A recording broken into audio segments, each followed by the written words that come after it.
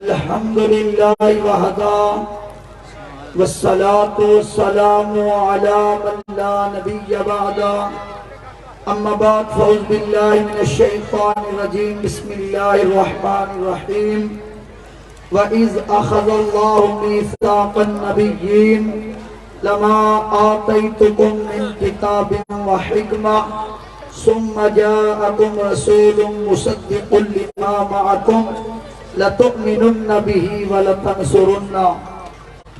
مل کے ایک مرتبہ محبت کے ساتھ درود و سلام پڑھیے. الصلاۃ والسلام علیک یا سیدی یا رسول اللہ.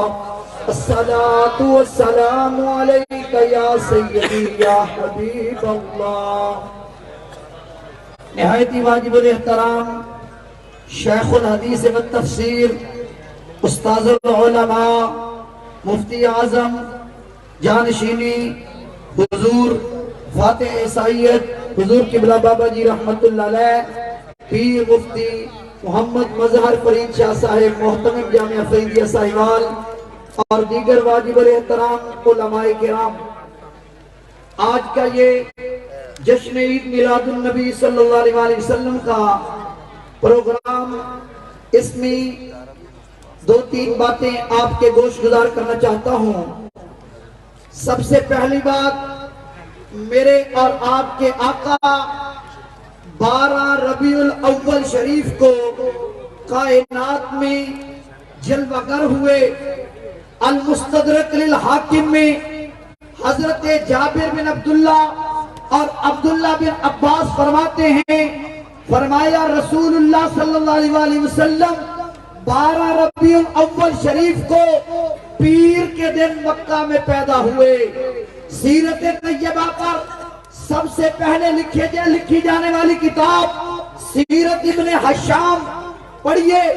علامہ محمد بن اسحاق جو علامہ ابن حشام کے نام سے بھی مشہور ہیں، سیرت ابن حشام میں لکھتے ہیں، فرمایا میرے اور آپ کی آقا 12 ربیع الاول شریف کو پیر کے دن پیدا ہوئے. تو آئیے علامہ ابن جریر طبری آج سے تقریباً 1150 سال پہلے 310 ہجری میں آپ کا وصال ہوا. تفسیر کے بھی امام ہیں، حدیث کے بھی امام ہیں، تاریخ کے بھی امام ہیں. آپ نے اپنی تفسیر ابن جریر میں حضور علیہ السلام کے وصال کے بارے میں لکھا، اور تاریخ کے بارے میں تاریخ الامم والملوک المعروف تاریخ طبری میں لکھا. میرے اور آپ کے آقا 12 ربیع الاول شریف کو پیر کے دن پیدا ہوئے تھے. اب دوسری بات، یہاں پر یہ ذہن میں وارد کیا جاتا ہے کہ حضور اگر پیدا 12 ربیع الاول کو ہوئے تو وصال بھی تو 12 کو ہوا. میں علماء کے دامن کو تھام کر میرے اور آپ کی آقا کا وصال یکم یا 2 ربیع الاول ہے، 12 ربیع الاول نہیں. آئیے امام بہقی نے، جن کا انتقال 458 ہجری میں ہوا، تقریباً 1000 سال پہلے کے محدث ہیں، امام بہقی دلائل النبوت میں لکھتے ہیں میرے اور آپ کی آقا کا وصال یکم یا 2 ربیع الاول کو ہے، 12 ربیع الاول کو نہیں ہے. علامہ ابن جریر طبری اپنی تفسیر جامع البیان المعروف تفسیر ابن جریر طبری میں اور اپنی تاریخ طبری میں دونوں میں لکھا سرکار کا یوم وصال یکم یا 2 ربیع الاول ہے، 12 ربیع الاول نہیں ہے. آئیے دو عظیم محدث، ایک حنفی مسلک کے ہیں علامہ بدر الدین عینی، ایک شافعی مسلک کے ہیں علامہ ابن حجر عسقلانی. ان کا انتقال 852 ہجری میں ہوا، فتح الباری میں لکھا. ان کے 3 سال بعد علامہ عینی کا انتقال 855 میں ہوا، انہوں نے عمدۃ القاری میں لکھا. دونوں لکھتے ہیں، بخاری شریف کی شرح میں لکھتے ہیں سرکار کا یوم وصال یکم یا 2 ربیع الاول ہے، 12 ربیع الاول نہیں ہے. آئیے طبقات ابن سعد پڑھیں. میں نے تو دیکھ سے ایک اول آپ کے سامنے پیش کیا ہے۔ اس پر جلیل القدر محدثین، مفسرین، سیرت نگار اور قدیم مؤرخین اپنے اور پرائے سب لکھتے ہیں سرکار کا یوم وصال یکم یا دو ربیع الاول ہے، 12 ربیع الاول نہیں۔ یہ تو تاریخ کی بات ہے۔ ہم تو آج بھی نبی کو زندہ مانتے ہیں۔ اہل سنت کا عقیدہ ہے میرا نبی آج بھی زندہ ہے، قیامت تک نبوت آمنہ کے لال کی چلے گی، قیامت تک رسالت آمنہ کے لال کی چلے گی۔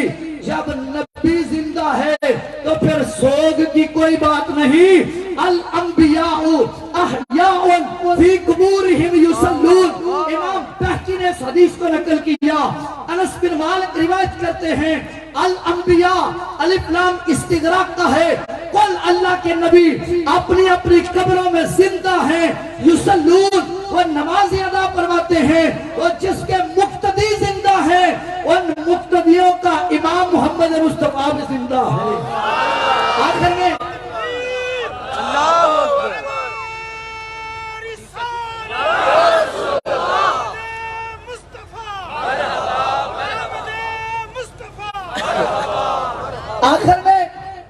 میں یہ بات آپ کے گوش گزار کر دینا چاہتا ہوں۔ لوگ کہتے ہیں سوگ منانا چاہیے، شریعت نے سوگ کی مدت 3 دن مقرر کی۔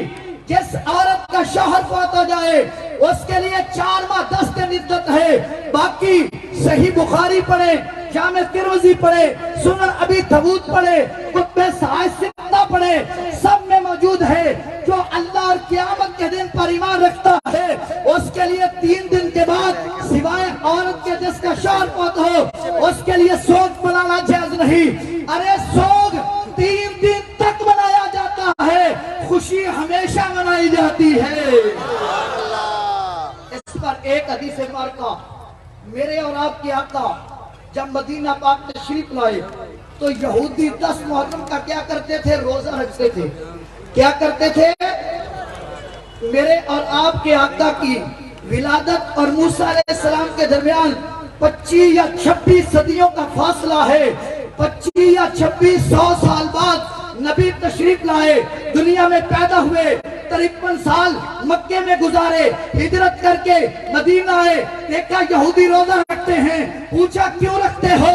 کہنے لگے اللہ تعالیٰ نے موسیٰ علیہ السلام اور آپ کے ماننے والوں کو نجات دی تھی، فرعون کو غرق کیا تھا۔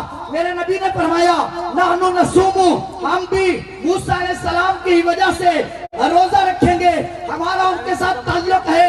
ارے ان کو تو 26 صدیاں بیت چکی ہیں، شکرانے کا روزہ، خوشی کی بات آج بھی کی جا رہی ہے۔